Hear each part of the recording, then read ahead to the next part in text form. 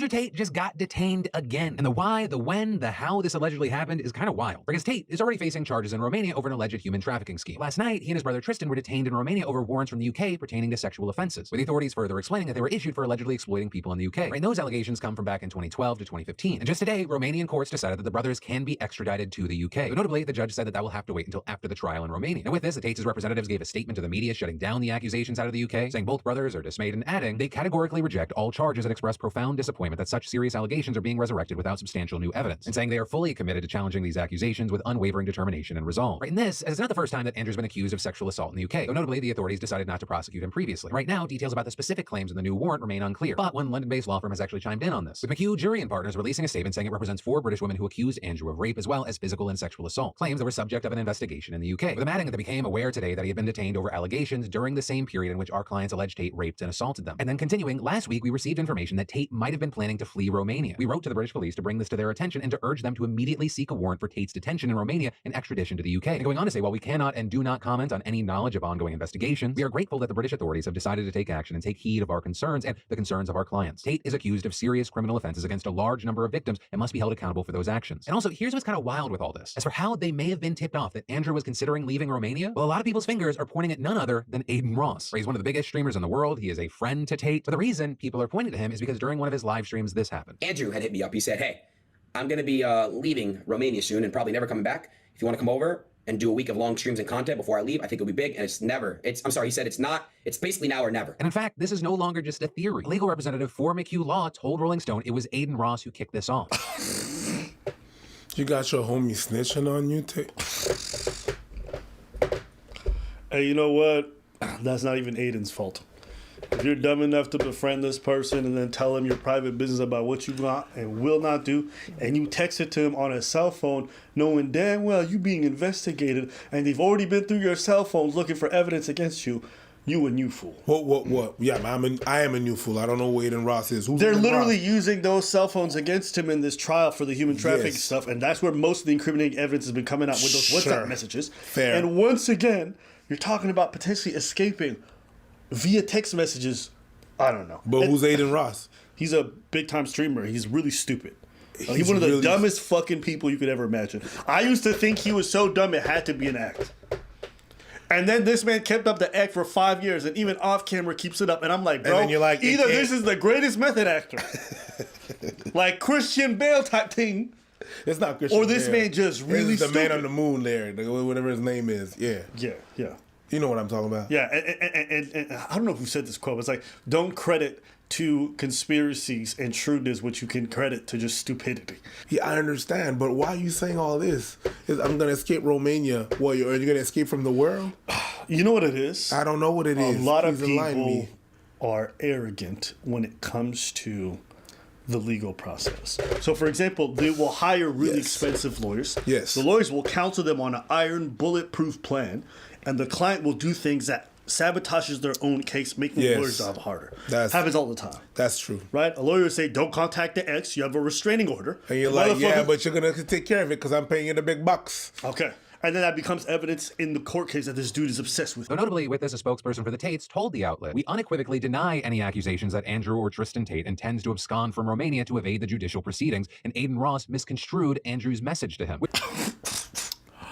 To that, whether Adin misconstrued Andrew's message to him or not, man, with friends like Adin, I mean, most non-clout chasers in the space know, like, his stupid is, like, weapons grade level. But to see the friendly fire go down like this... it's friendly fire. Really, I actually ended up finding the Twitter account of the lawyer who's representing these people who are pressing charges against the Tate. Just read through some of his stuff and why he's saying this is happening. So, Matthew Jury says, I'm the lawyer representing 4 British victims of Andrew Tate's alleged rapes and misconducts in the civil proceedings being brought in England. I'm afraid your information is incorrect, Candace Owens.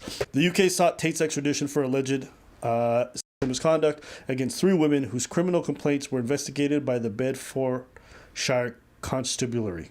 Our client's criminal complaints were investigated by the Hertfordshire. Holy shit. Right there. right there. Say that shit. Bedfordshire. Huh? That's Hertfordshire. Say that shit again. What'd you say? Hertfordshire. Hertfordshire. Hertfordshire. Yeah, it's The Shires, they're really good with the Shires there. Okay. Worcestershire. Hertfordshire. I can't even say Worcester sauce. Where's the Shire sauce?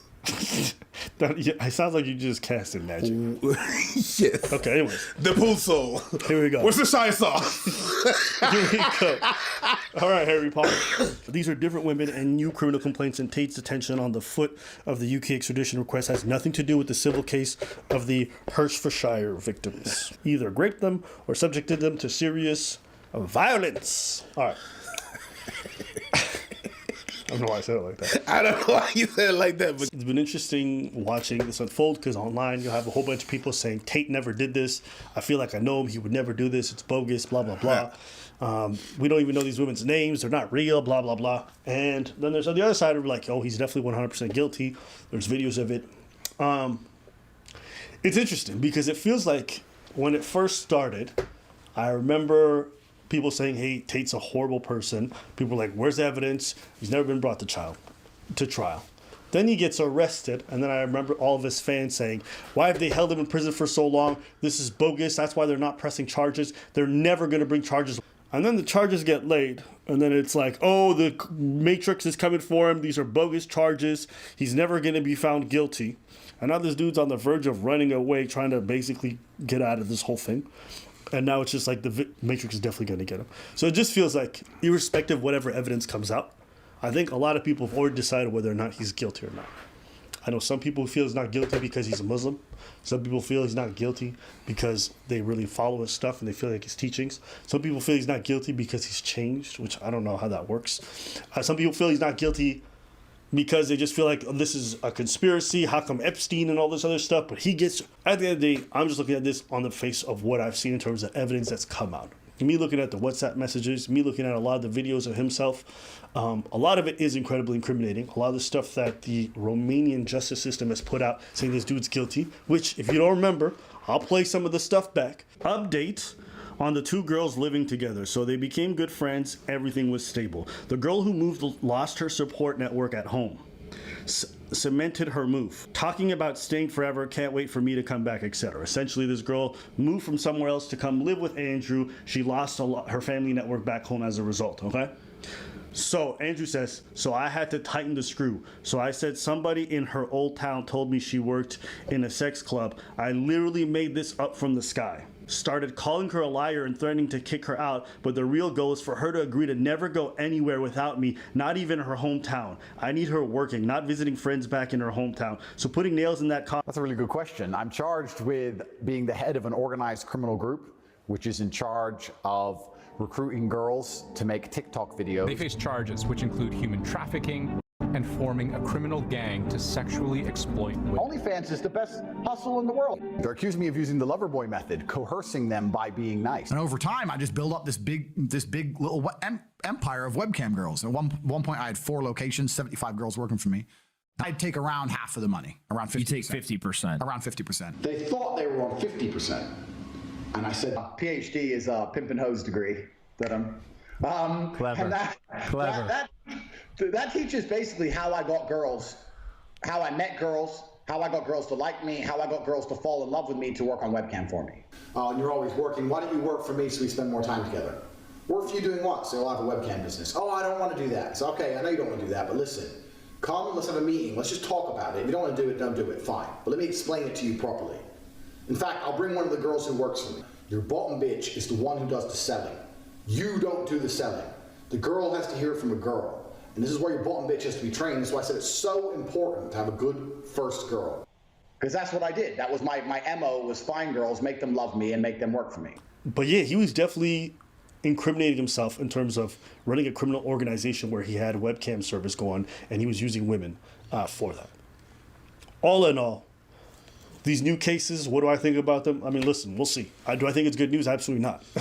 Because some of these cases are definitely going to stick. I don't believe he's going to be able to beat all of them, so he's definitely going to be going to prison. The question is just how long. That's my personal perspective on it. But yeah, what do you think?